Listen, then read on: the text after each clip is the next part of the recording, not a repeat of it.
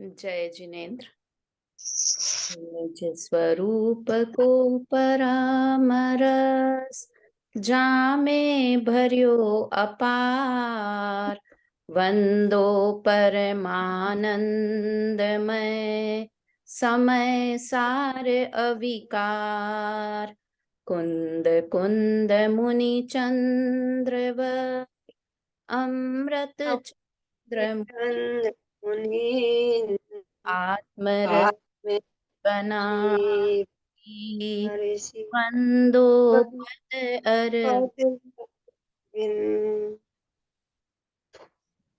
मैं समझ सकती हूँ सबके भी किस तरह के परिणाम अभी चल रहे होंगे। पूरा दिन वही तरह का चिंतन हमें चल रहा है, किंतु अब उससे हटना ही होगा। हम तो उन संजीव जी भाई साहब के शिष्य हैं जो कि कहते हैं कि कभी आत्म साधना में, स्वाध्याय में गैप नहीं होना चाहिए। जितनी निरंतरता उनके स्वाध्याय में थी, शायद ही किसी अन्य विद्वान के वो निरंतरता होगी। मतलब उन्हें कोरोना भी हुआ, तबीयतें भी खराब हुई, शादियां भी अटेंड करनी होती थी, किंतु फिर भी उन्होंने कभी स्वाध्याय नहीं छोड़ा।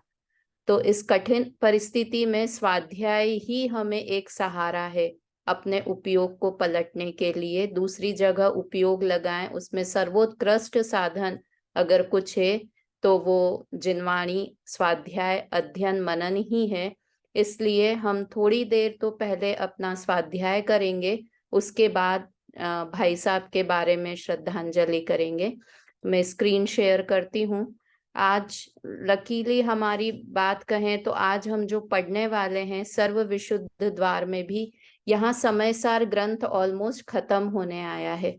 415 गाथाएं हैं। ये 414 गाथा का अर्थ कहें हम इसमें है, इस छंद में है। तो हम इस छंद को पढ़ते हैं। समय सार का सार, पूरा समय सार ग्रंथ का सार क्या है, 415 गाथाओं का सार क्या है, वो हम यहाँ से पढ़ते हैं। सवैया इकतीसा है, एक साथ बोलते हैं। आचार्य कहे जिन वचन को विस्तार, आगम अपार है कहेंगे हम कितनो। बहुत बोले बेसो नमक सुद चुप्पी भली, बोलिए सुवचन प्रयोजन है जितनो। नाना रूप जल पसो नाना विकल्प उठे, ताते जे तो कारज कथन भलो तितनो। सिद्ध परमात्मा को अनुभव अभ्यास कीजे, यह मोक पंथ परमार्थ है इतनो। देखिए क्या लिखा है। समय सार ग्रंथ का क्या सार है। समय सार ग्रंथ ही अपने आप में एक बहुत अमूल्य बहुमूल्य ग्रंथ है। अगर सब ग्रंथों में से किसी एक ग्रंथ को चुनना हो जो सम्यक दर्शन के लिए सर्वोत्कृष्ट है, तो वो समय सार ग्रंथ कहा जाता है। अनेक लोगों ने सम्यक दर्शन की प्राप्ति समय सार ग्रंथ को पढ़कर की। इसीलिए समय सार को ग्रंथ नहीं, ग्रंथाधिराज कहते हैं। ग्रंथों का भी राजा, ग्रंथाधिराज समय सार कहा जाता है। तो अब यहाँ आचार्य देव क्या कह रहे हैं। आचार्य कहे जिन वचन को विस्तार, आगम अपार है कहेंगे हम कितनो।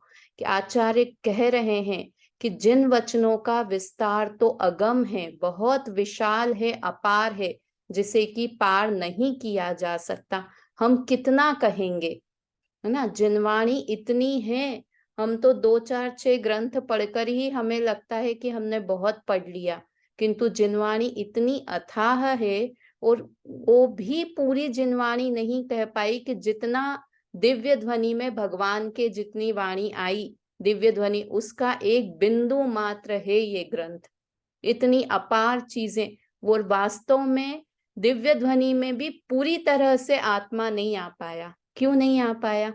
क्योंकि वचन की लिमिटेशन होती है, बोलने की लिमिटेशन होती है। आप अनुभव को शब्दों में नहीं बता सकते, है ना। हमने बहुत अच्छी मिठाई खाई तो हमने कहा कि बहुत ही अच्छी मिठाई आपने बनाई, तो बोले कितनी अच्छी बनाई। बता सकते हैं उस अनुभव को, शब्दों में एक्सप्रेस कर सकते हैं कि अच्छी थी, बहुत अच्छी थी, बहुत मीठी थी, रसगुल्ले जैसी थी, और उससे बेटर, उससे बेटर।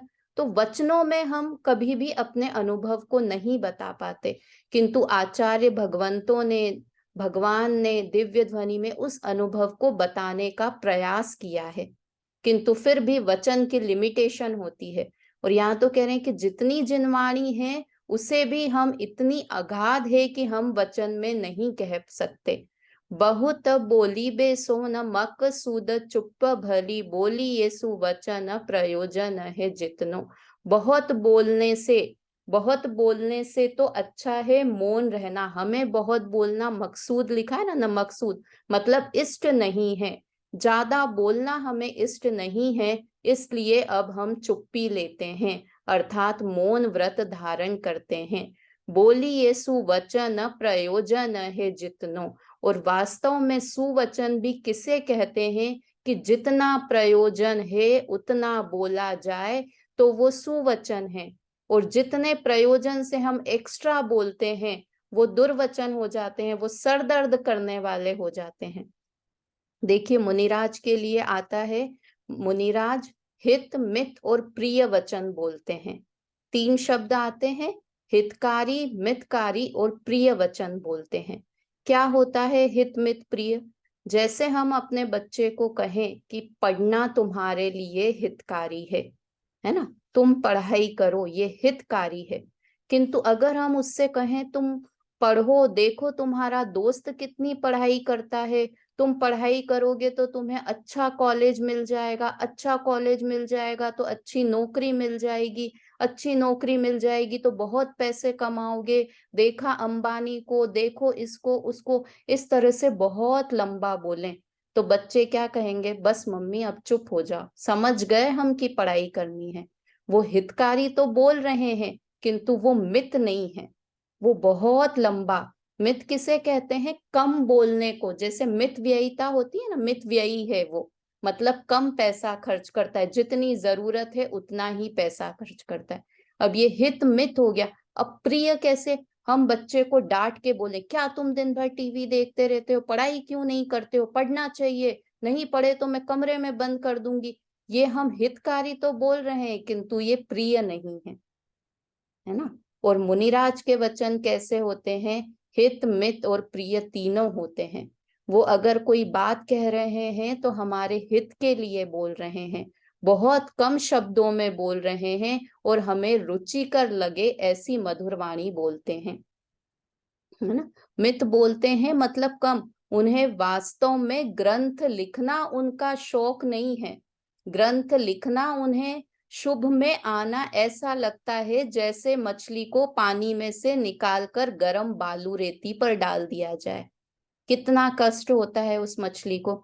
वैसा ही कष्ट मुनिराज को होता है जब वो अपने शुद्ध परिणाम से निकलकर शुभ भाव में आते हैं।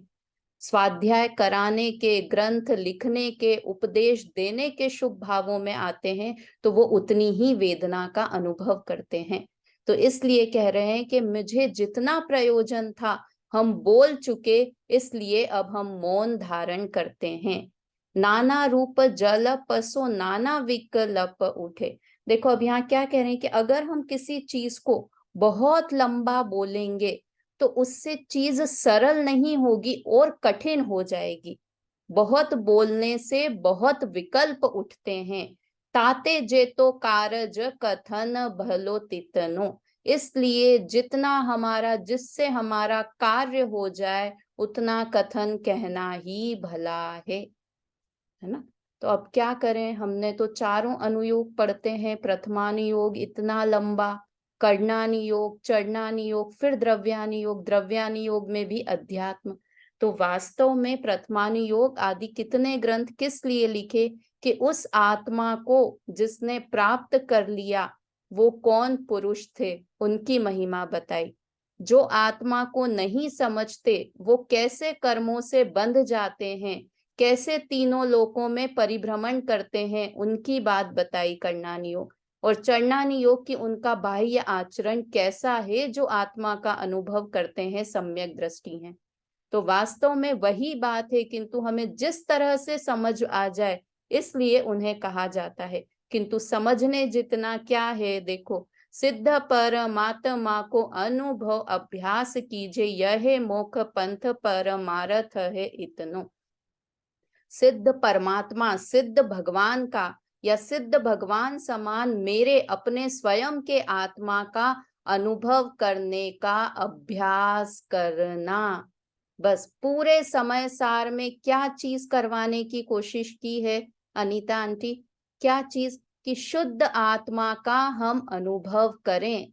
सिर्फ इसीलिए पूरा ग्रंथ ज्ञानियों की इतनी महिमा बताई, अज्ञान की इतनी बुराई की, वो सब किस लिए की? कि कैसे भी करके उस आत्मा का ज्ञान और अनुभव कर लो।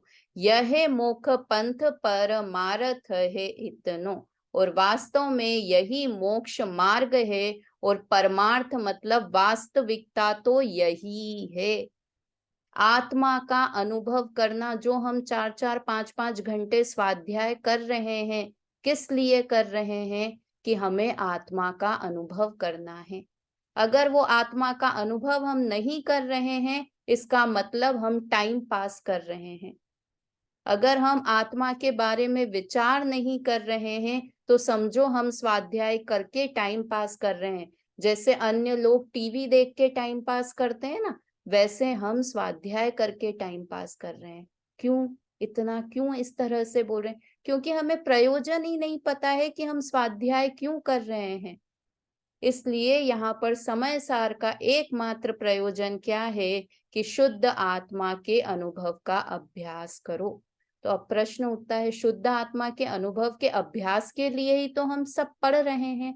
हाँ, पढ़ना, किंतु अपने मोटिव को नहीं भूलना, अपने उद्देश्य को नहीं भूलना कि मैं ग्रंथ क्यों पढ़ रहा हूँ, मैंने आज उपवास क्यों किया है, मैं विधान क्यों करता हूँ, मैं शिविर क्यों अटेंड करता हूँ, मैं पाठशाला क्यों अटेंड करना है मुझे? तो उसके लिए कि मुझे एक आत्मा को समझना है, इसलिए मुझे ये सारे कार्य करने हैं। तो समय सार का भी यही एकमात्र उद्देश्य है। पढ़िए ममता आंटी, इसका अर्थ पढ़िए।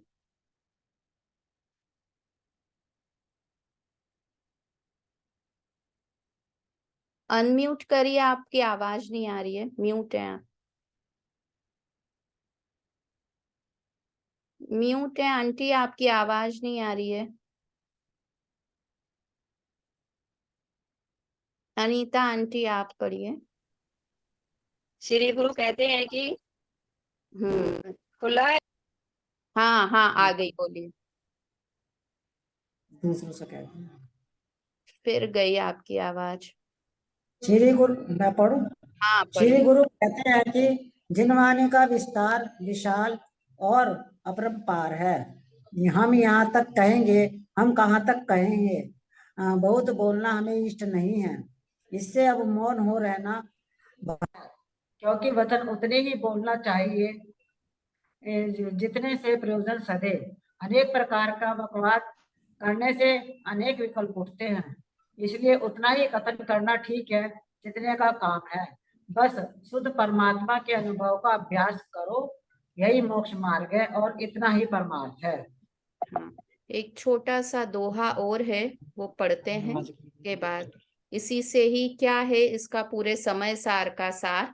शुद्धात्म अनुभव क्रिया हाँ हेलो, जरा शुद्ध ज्ञान अभी जरा क्लास है चल रही है, 1 मिनट रुक, भी बताऊंगी। तो मुक्ति पंथ साधन यह नहीं नहीं नहीं, वाग जाल सब और। शुद्ध आत्मा के अनुभव करना, क्रिया करना मतलब शुद्ध आत्मा का अनुभव करना, यही शुद्ध ज्ञान मतलब यही सम्यक ज्ञान है। दृग मतलब दर्शन, यही सम्यक दर्शन है। और दौर मतलब चारित्र, यही सम्यक चारित्र है। क्या है सम्यक दर्शन ज्ञान चारित्र? हमने तो सुना है देव शास्त्र गुरु का श्रद्धान, 7 तत्व का श्रद्धान। अरे ये कोई, जब तिर्यंच को सम्यक दर्शन होता है ना, तो उसे कोई 7 तत्व के नाम नहीं पता होते हैं, किसी देव शास्त्र गुरु का नाम नहीं पता होता है। वो तो क्या समझता है कि मैं आत्मा हूं। अपने को आत्मा मानना अपने को आत्मा जानना और उस आत्मा में रमण करना, वास्तव में यही सब ग्रंथों का सार है, यही हमें करने योग्य चीज है। मुक्ति पंथ साधन यह, वाग जाल सब और। मोक्ष का साधन एकमात्र यही है और बाकी सब तो वाग जाल है, बातों में उलझाने के कथन है। कितनी अच्छी क्लास ले लें, वाग जाल है, अगर उसमें आत्मा की बात नहीं है। मैं अभी 2 मिनट बाद करती हूँ, जरा ये ना फिर तो अनीता बोल आंटी रहे म्यूट कर लीजिए, अनीता आंटी आपको हाँ म्यूट हाँ कर दीजिए, है ना। इसलिए क्या कहा, शुद्ध आत्मा का अनुभव करना ही सम्यक दर्शन ज्ञान चारित्र है, बाकी सब वाक्याडंबर है, बोलने के आडंबर हैं। इस तरह अपन यहाँ पर ये संपूर्ण हुआ 126 तक का। 127 छंद से मंडे से हम वापस पढ़ेंगे। और अभी हम जो हमारा दूसरा काम कार्यक्रम जो है वो हम करते हैं।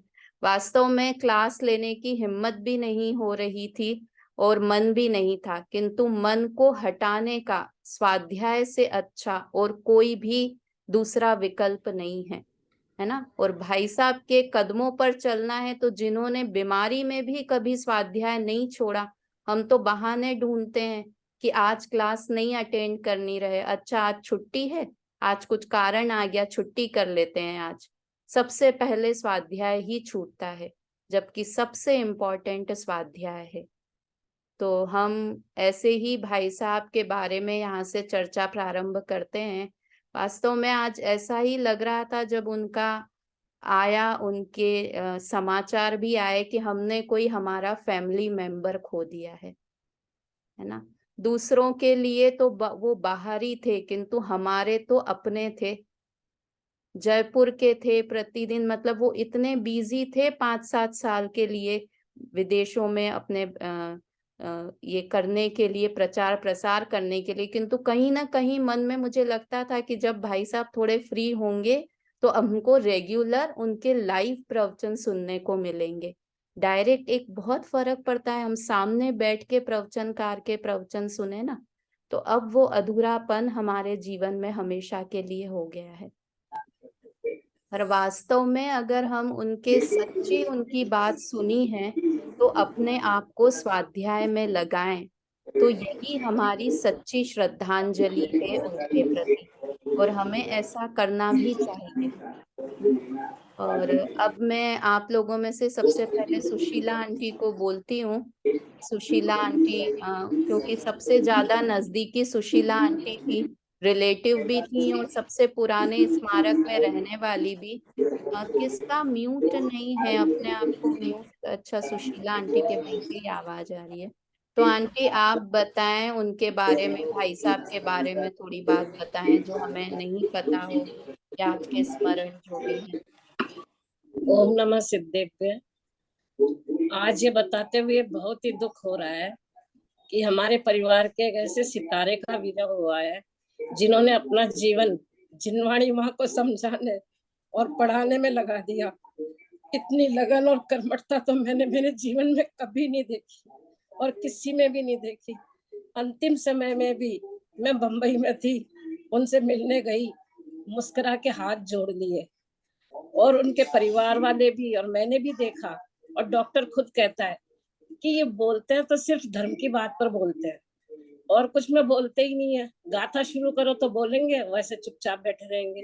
उनको किसी चीज में इंटरेस्ट नहीं था और धर्म की गाथा है और भजन भक्ति करते थे रात को, तो भक्ति भूल जाते थे तो बता देते थे।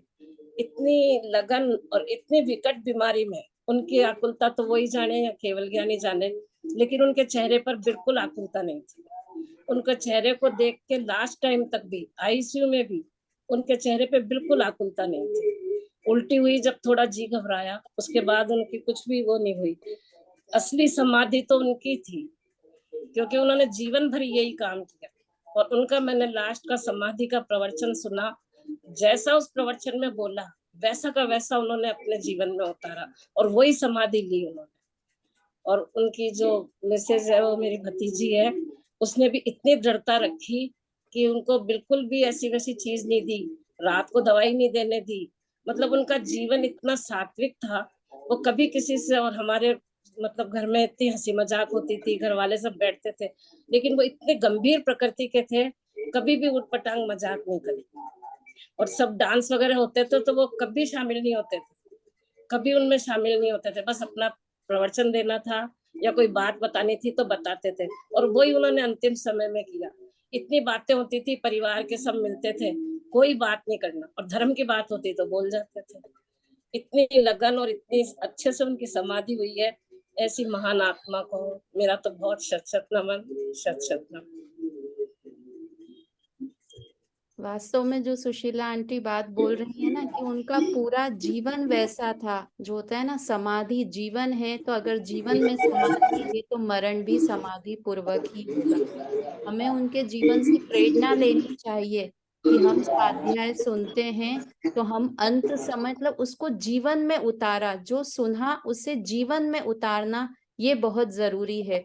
सुनकर याद करके परीक्षा दे देना उतना ही पूरा नहीं है। और मतलब वास्तव में ऐसा लग रहा है कि सूरज को दीपक दिखा रहे हैं हम भाई साहब के बारे में कुछ बोलकर। और अब और जो भी बोलना चाहे रेज हैंड करें। चारू भाभी आप बोलें उनके बारे में। जय जिनेन्द्र। आज हम आदरणीय संजीव भैया की श्रद्धांजलि सभा में उपस्थित हुए हैं। सबसे पहले तो मुझे तो विश्वास अभी तक भी नहीं हो रहा है कि हम सब ने अपने परम प्रिय संजीव भैया को खो दिया है। हमारा उनसे परिचय, उनसे मिलने से पहले ही एक देवलाली के शिविर का उनका प्रवचन साकी का था, 7980 पे प्रवचन था, तो वो हमने देखा था सबसे पहले उनका, और जिसने हमें अंदर तक झकझोर दिया था। तभी हमारी मतलब उसमें रुचि जागृत हुई कि ये क्या मतलब उन्होंने बहुत वो गाथाएं बहुत ही वो ली थी, और बहुत ही हमारा उनसे घनिष्ठ संबंध था, बहुत ही हमारे परम मित्र थे वो। 2010 में वो जयपुर अगस्त शिविर में हम लोग आए थे, और तब मैंने पहली बार उनको देखा था, वो नए चक्र की क्लास ले रहे थे। तो पहली बार नए सुना और उनके मुंह से सुना तो इतना ज्यादा मैं प्रभावित हुई कि ये मतलब इतना अच्छी वो क्लास ले रहे थे।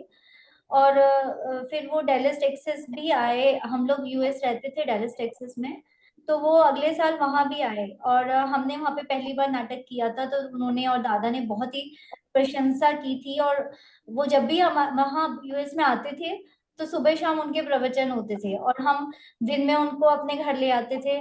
उनसे तत्व चर्चा सारे दिन चलती थी, लोकाकाश पे, काल चक्र पे, नए चक्र पे। तो वो हमारे बिल्कुल जैसे घर के फैमिली, मतलब बहुत ही परम मित्र हो गए थे।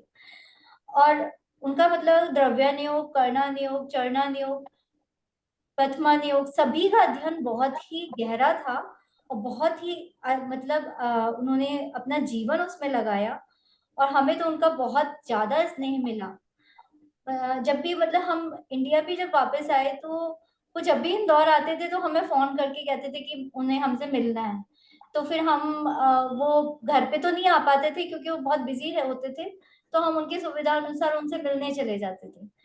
तो हमें मतलब उनका बहुत, हमें जैसे कहते हैं कि विशेष स्नेह मिलता था।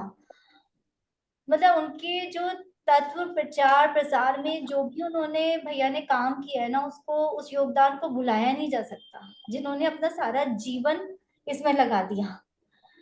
हमने मतलब बहुत ही अद्भुत प्रतिभा के धनी, सरल स्वभावी हमारे परम मित्र जिनवाणी के जो मर्मज्ञ, ऐसे विद्वान अपने अपने मित्र को खोया है, अपने फैमिली मेंबर को खोया है, और मतलब जिसको हम फिल नहीं कर सकते। लेकिन वही है कि अब होनी को तो कोई टाल नहीं सकता है, लेकिन ऐसे महापुरुष के जाने के बाद हमारा भी कुछ जिम्मेदारी है। और हमारी जिम्मेदारी यही है कि भाई जीवन भर वो जो हमें बताते रहे, हमें समझाते रहे, हम उस मार्ग पर चले, जिनवाणी का अध्ययन करें, अपने बच्चों को पाठशाला जरूर भेजें। क्योंकि देखो ऐसे जो विद्वान होते हैं यही पंचम काल के अंत तक जिनवाणी को लेके जाएंगे। तो इनका हम पे बहुत उपकार है, जो भी हमारे विद्वान जन हैं, बहुत उपकार है। वरना आपको पता है इसके बाहर की दुनिया कैसी है। अगर हमें मतलब हमें तो इन लोगों का क्या बोलूं, तो हम उनके उपकार का बदला जो उन्होंने अपने जीवन में उतारा है, हम अपने जीवन में उतारे, उसी से ही कर सकते हैं, और कोई तो रास्ता है नहीं। बाकी बस यही है कि हम सभी उनके बताए मार्ग पर चलें, आत्माराधना के मार्ग पर चलें, बस इसी मंगल भावना के साथ। जय श्री वास्तव में संजीव जी भाई साहब सोना नहीं थे, वो पारस थे। पारस इसलिए थे कि जो उनके साथ थोड़े समय रह ले वो उनके जैसा हो जाता था, सोना बना देते थे। और यही असर चारू जी पर भी हुआ कि उनको सुनकर ही वो वापस पूरी तरह धर्म में लग जाएं, इसलिए उन्होंने यूएसए से इंडिया आने का भी सोचा।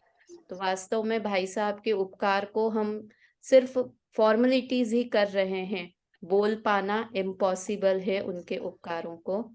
और अब ममता भाभी आप बोलें, आपने भी काफी सुना है, स्मारक में काफी समय से आप रह रहे थे, तो आप उनके बारे में कुछ बताएं।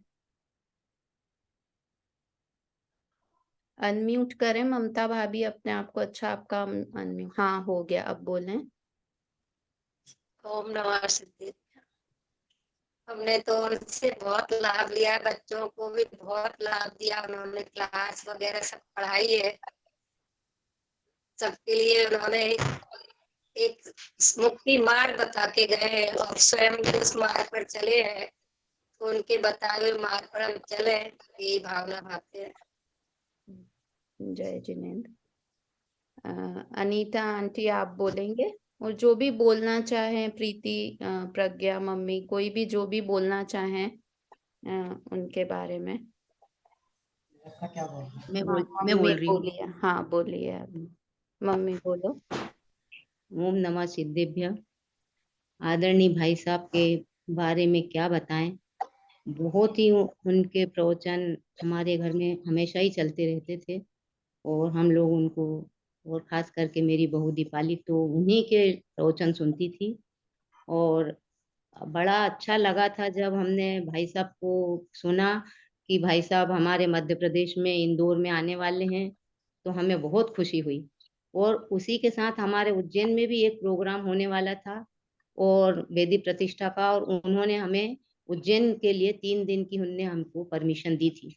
तो हमारा उज्जैन तो उनके प्रति बहुत ही इतना उत्साह पूर्वक हो गया था कि हम जिसकी कल्पना नहीं कर सकते थे। परंतु क्षण ऐसा आया कि वो उज्जैन तो आ ही नहीं पाए, परंतु इंदौर के पंच कल्याण में भी जब एक बात, ये रामासा मंदिर में, इंदौर में काफी घूमे वो, और फिर रामासा मंदिर में एक दिन प्रवचन कर रहे थे वो, और उनका गला काफी खराब हुआ। तब भी उन्होंने जिनवाणी को सुनाने में कोई कसर नहीं छोड़ी। परंतु वहाँ के मुमुक्षु लोग उनसे कहने लगे कि भाई साहब हम आपको विघ्न डाल रहे हैं, आपका गला बहुत खराब हो रहा है, और आप थोड़ा गले को आराम दे दें, और पंच कल्याण में हमें फिर पंच कल्याण के प्रवचन सुनाएं।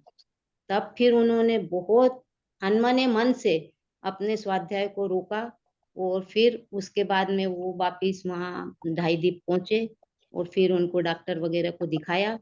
तब कुछ सुनने में आया कि उनकी तबीयत काफी खराब है, और इंदौर से उनको फिर बॉम्बे भेजा गया। ये सुन के मन बहुत भर गया, परंतु क्या करें, विधि का विधान किसी को नहीं छोड़ता है, और इस विधि के विधान के आगे हम सब नतमस्तक हो जाते हैं। भाई साहब का क्या बताएं, वो सिद्धों की श्रेणी में जाके विराजमान हो गए होंगे, यही हमारी यही उनसे भावना है, और वो सिद्धों की श्रेणी में जाएं और हमें भी वहां से उपदेश दें, यही हमारी भावना है। भगवान उनको सद्बुद्धि दे, और उन्हें चलिए, बस बहुत यही। सुंदर, बहुत अच्छी बात बताई कि वास्तव में अंत समय तक जब तक वो बोल सकते थे उन्होंने पूरी तरह से हमें धर्म लाभ दिया, जब तक वो दे सकते थे अंतिम समय तक। और मैं तो ये कह रही हूँ कि उन्होंने जब मरण भी उनका हुआ तो भी वो हमें शिक्षा देके ही गए कि जीवन क्षण भंगुर है। हम सोचते हैं कि हम 80 साल जीने वाले हैं, किंतु कब क्या हो जाएगा, इतनी अच्छी सीख एक उदाहरण के माध्यम से भाई साहब अपने जीवन के बाद अपने मरण से भी हमें दे गए। और अब प्रीति आप बोलेंगे, जो भी हाँ, बोल जय रहे हैं। जिनेन्द्र। हाँ, जैसे अभी भाभी ने ये अपने को पढ़ाया, ये सर्वशुद्धि द्वार में, तो ये उन पर फिट बैठता है कि जिनवाणी का विस्तार बहुत विशाल और अपरंपार है, हम कहाँ तक कहेंगे। बहुत बोलना हमें इष्ट नहीं है, इससे अब मौन रहना ही भला है। तो उन्होंने तो सब कुछ सिखा दिया, और उसके बाद जैसे भी था होनहार के अनुसार मान लो, लेकिन मतलब मौन रह के भी जिंदगी को तो उन्होंने मतलब पूरा अपना मनुष्य भव का एक एक क्षण यूज किया। और ऐसे नहीं है कि केवल दूसरों को सिखाया, अपने में तो अप्लाई किया ही उन्होंने। तो उनको हमारी सच्ची श्रद्धांजलि यही है कि हम नियम लें आज से कि कम से कम 1 घंटा हम अपने आप को देंगे रोजाना। यही हमारी सच्ची श्रद्धांजलि है।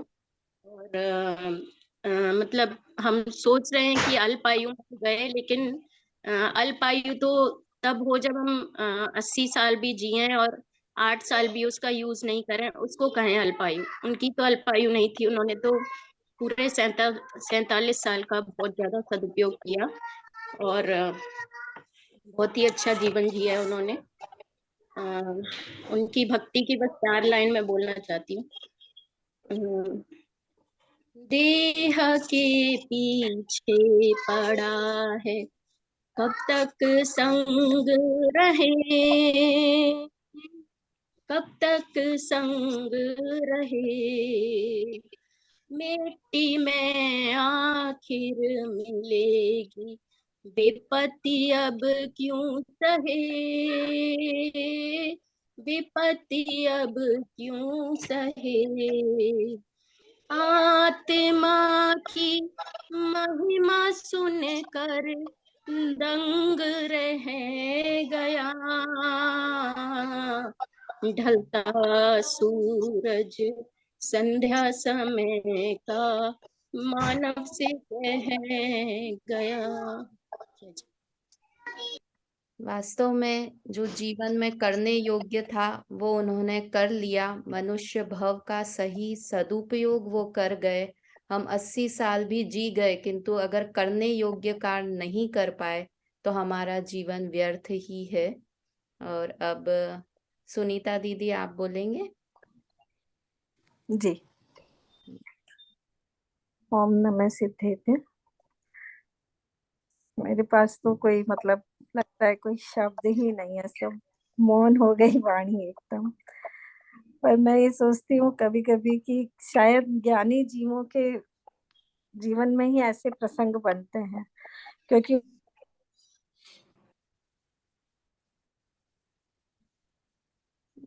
कनेक्शन आप लोगों को आ रही है आवाज? नहीं आ रही, नहीं, नहीं आ कनेक्शन रही। कनेक्शन उनका चला नहीं है। वापस से रिकनेक्ट होंगे जब करते हैं। हाँ, सुनीता आंटी आप या अनीता आंटी आप बोलेंगे, कोई भी। हाँ बोलिए, अनीता आंटी बोलिए।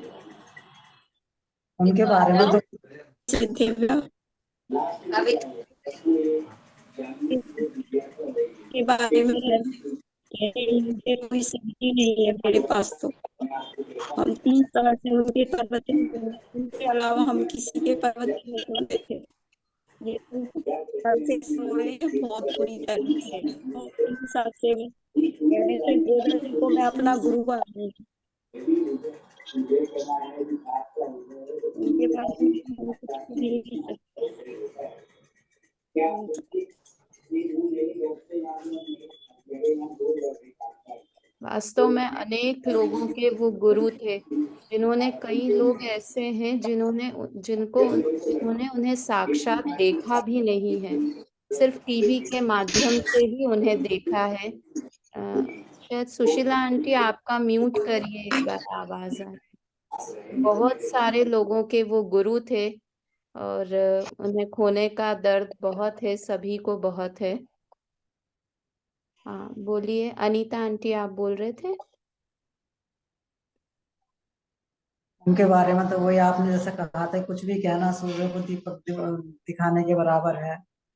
इससे हमें वो शिक्षा दे गए हैं, पता लगा कि वे सब कितने अनित्य हैं, कोई अशरण है, कोई किसी की शरण नहीं, पैसा, परिवार, डॉक्टर सब खड़े रहे, क्या हुआ, कुछ नहीं हुआ। और भाई ये भी पता लगा कि भाई आयु जो है अपने समय पर एक समय भी उसको ज्यादा नहीं दिया जा सकता। और हमें जो वे शिक्षा दे के गए, असली श्रद्धांजलि उनके लिए वही है कि हम उनके पथ पर चलें। मैं समझती हूँ हर घर में उन्हीं की प्रवचन सुने जा रहे थे यार, 2-3 साल से, तो जब से कोरोना हुआ जब से, तो बस उनके प्रवचनों की ऐसे धूम मची हुई थी। बच्चे बच्चे को था कि भाई संजीव गोदा जी का प्रवचन आ रहा है, चलो टाइम पे सुनना है। और हमें तो इतना सब कुछ पढ़ा गए, सिखा गए, और चांस ऐसा मिला कि 4-5 साल स्मारक में उनके साथ रहे। वैसा तो हमारा उनका 25-30 साल पहले हम स्मारक में उस शिविर में आया करते थे, तो उनकी मैं हमेशा क्रमबद्ध पर्याय की उसकी क्लास जरूर लेती, बहुत ही सुंदर पढ़ाते थे। और तभी से ऐसा लगा कि दादा ने तो लिखी, लेकिन उन्होंने पढ़ाया तो उससे ऐसा लगा क्रमबद्ध पर्याय क्या चीज है। और वो ही हो गया कि क्रमबद्ध पर्याय के आगे कुछ नहीं चलता किसी, और असली श्रद्धांजलि यही है बस, पथ पर बराबर है। और हम सब मतलब वही वास्तव में शब्दों में कुछ बोल नहीं पाएंगे, किंतु उनके प्रति श्रद्धांजलि यही है कि जो उन्होंने कहा उसे जीवन में अप्लाई करें, स्वाध्याय करें और आत्मानुभूति करें। समय खत्म हो रहा है, अगर किसी को बोलना है तो, क्योंकि 8 बजे से मंदिर में वो भी है। दादा के शास्त्रों को जितना उन्होंने फैलाया है, जितना उन्होंने समझाया है, सहजता नाम की किताब को देवलाली में इतने अच्छे से समझाया है, और लाइव सुना उसमें ज्यादा ही मजा आया। सहजता अच्छी से समझ में ही जब भी आई, और उन्होंने तीर्थंकरों जैसा काम किया है। कल वहां शमशान घाट में 200 महिलाएं पहुंची चंदनबाड़ी में, जिन्होंने देखा तक भी नहीं था। उन्होंने वहां पे भी मुंह उठा के देखा कि हम इस आदमी को देखेंगे, तो उनका मुंह उघड़वाया। मतलब इतना तो कोई तीर्थंकर ही कर सकता है इतना काम, ऐसा तीर्थंकर तुल्य काम उन्होंने किया है। वास्तव में विश्वास अभी भी नहीं हो रहा है, ऐसा लग रहा है भाई साहब कहीं गए हुए हैं और वापस लौट के हमारे बीच आ जाएंगे। मन यही कर रहा है, और अंतिम समय तक ऐसे ही जीवन जिया उन्होंने, हमें प्रेरणा देकर गए।